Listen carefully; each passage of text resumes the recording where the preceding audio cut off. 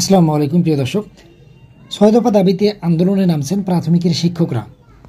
দশম গ্রেড বাস্তবায়ন সহ ৬ দফা দাবিতে আন্দোলনে নামছেন প্রাথমিকের সহকারী শিক্ষকরা। আগামী বৃহস্পতিবার অর্থাৎ ১৯ ডিসেম্বর জাতীয় প্রেস ক্লাবে আয়োজিত এক সংবাদ সম্মেলনের মাধ্যমে তারা এই আন্দোলনের রূপরেখা ঘোষণা করবেন। প্রাথমিক বিদ্যালয় সহকারী শিক্ষক সমিতির কেন্দ্রীয় সভাপতি শামসুদ্দিন মাসুদ এই বিষয়টা নিশ্চিত করেছেন। তিনি বলেন যে দীর্ঘদিন ধরে প্রাথমিক শিক্ষকরা বৈষম্যের শিকার হচ্ছেন। এই বৈষম্য নিরসনে সরকার অনেকবার আশ্বাস দিয়েছেন, তবে দাবিগুলো বাস্তবায়ন হয়নি।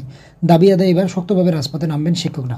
এই শিক্ষক নেতারা জানান যে আমাদের প্রথম এবং প্রধান দাবি হলো সহকারী শিক্ষকদের দশম গ্রেড বাস্তবায়ন করতে হবে। দ্বিতীয় দাবি হলো শতভাগ পদোন্নতি।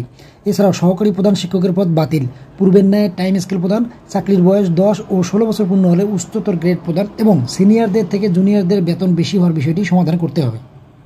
সহকারী প্রধান শিক্ষকের পদ বাতিল কেন করতে হবে এমন প্রশ্নের জবাবে তিনি বলেন যে শহর কিংবা প্রত্যন্ত অঞ্চলে এমন অনেক প্রতিষ্ঠান রয়েছে যেখানে পুরো প্রতিষ্ঠানে 3 জন শিক্ষক, এর মধ্যে একজন প্রধান শিক্ষক, একজন সহকারী শিক্ষক আর একজন সহকারী প্রধান শিক্ষক থাকলে বিষয়টি কেমন দেখায়।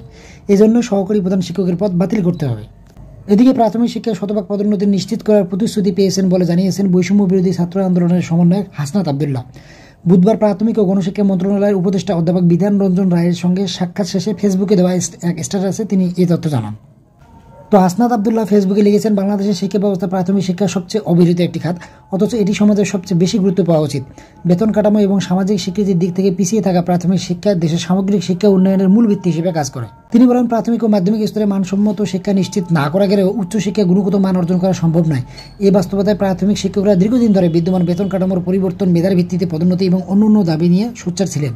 বুধবার প্রাথমিক ও গণশিক্ষা মন্ত্রণালয়ের উপদেষ্টা অধ্যাপক ডক্টর বিধান রঞ্জন রায়ের কাছে এইসব দাবি উপস্থাপন করা হয়েছে বলে জানিয়েছেন তিনি আশ্বাস দিয়েছেন যে প্রাথমিক শিক্ষকরা শতভাগ পদোন্নতি নিশ্চিত করা হবে, সহকারী শিক্ষক থেকে সহকারী প্রধান শিক্ষক এবং সর্বশেষ প্রধান শিক্ষক হওয়ার সুযোগ সৃষ্টি করা হবে। এই প্রতিশ্রুতি অনুযায়ী শীঘ্রই প্রজ্ঞাপন জারি করা হবে বলে জানান তিনি। তো দর্শক, এই ছিল প্রাথমিক শিক্ষকদের নিয়ে আপডেট নিউজটি। ধন্যবাদ সবাইকে, ভালো থাকবেন।